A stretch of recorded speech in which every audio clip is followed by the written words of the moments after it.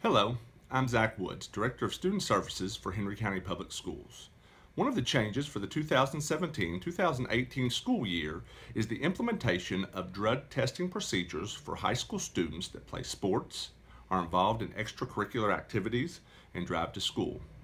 While the unlawful use of alcohol and other drugs is a potential problem for all students, these students are often viewed by fellow students as holding or enjoying positions of privilege and are confronted by unique pressures and health risks that make them particularly vulnerable to the harms presented by unlawful use of alcohol and other drugs.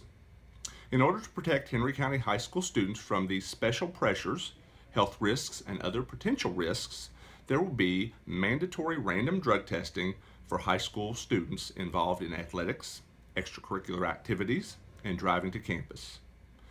This drug testing, along with an educational and professional plan and opportunity for voluntary participation of students outside the tested population, is outlined in detail in Board Policy 04.423. No student shall be penalized academically for testing positive for banned substances during the random drug testing procedures. Nor is this process used to provide a source of information for law enforcement agencies or for the prosecution of the students.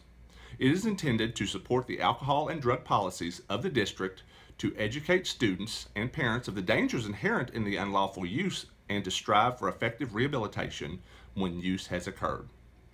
Now, here's what it looks like.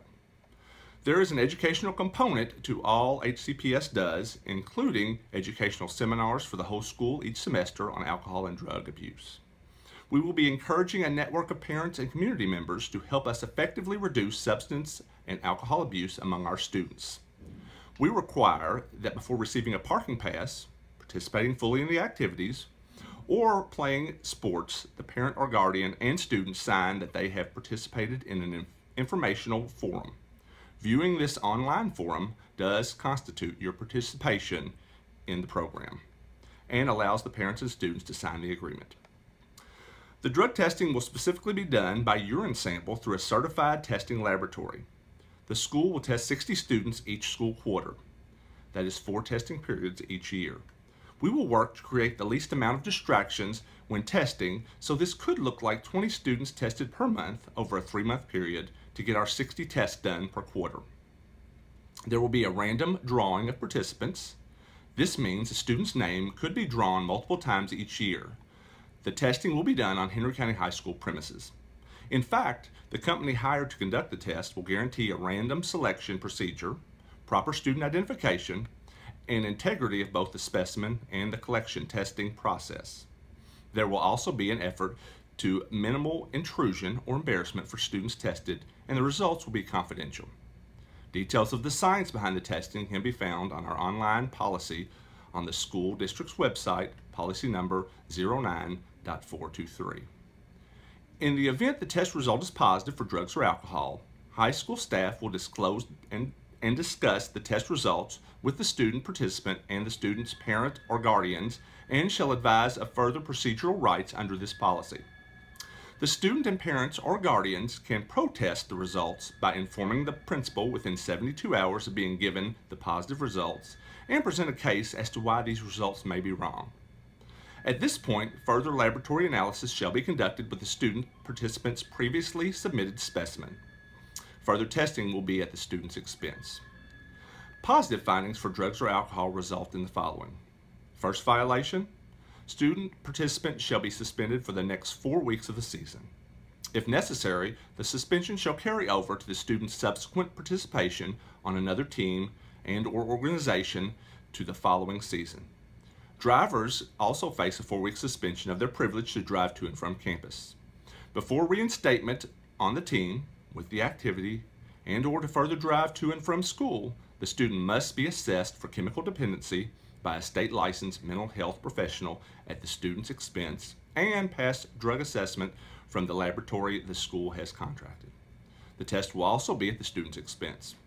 If this test is positive, it will be considered a second offense. A student that has fulfilled these requirements shall not be penalized in subsequent activities just because he or she has had a first violation.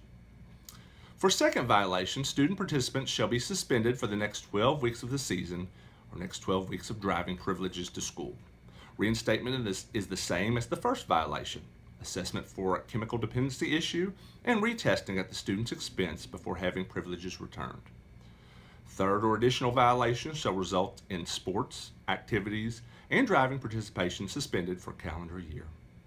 Refusal to participate, if randomly selected anywhere in the process, shall be considered positive and dealt with accordingly. Once again, this isn't a process intended to punish students, but rather to give them support for an issue, drugs and alcohol, that is challenging. The district welcomes questions and clarifications. You're welcome to contact me, Zach Woods, at the district board office. A few other notes. If a student does not participate in sports, extracurricular activities, or drive to school, parents can still volunteer their student to be a part of the pool of randomly selected students. If one of these volunteered students has a positive test but does not have the activities and driving time to be suspended, no further discipline may occur, except the conversation with the school and parents or guardian. 18-year-olds can sign to consent themselves and choose to receive notifications of positive results themselves rather than have a parent or guardian notified.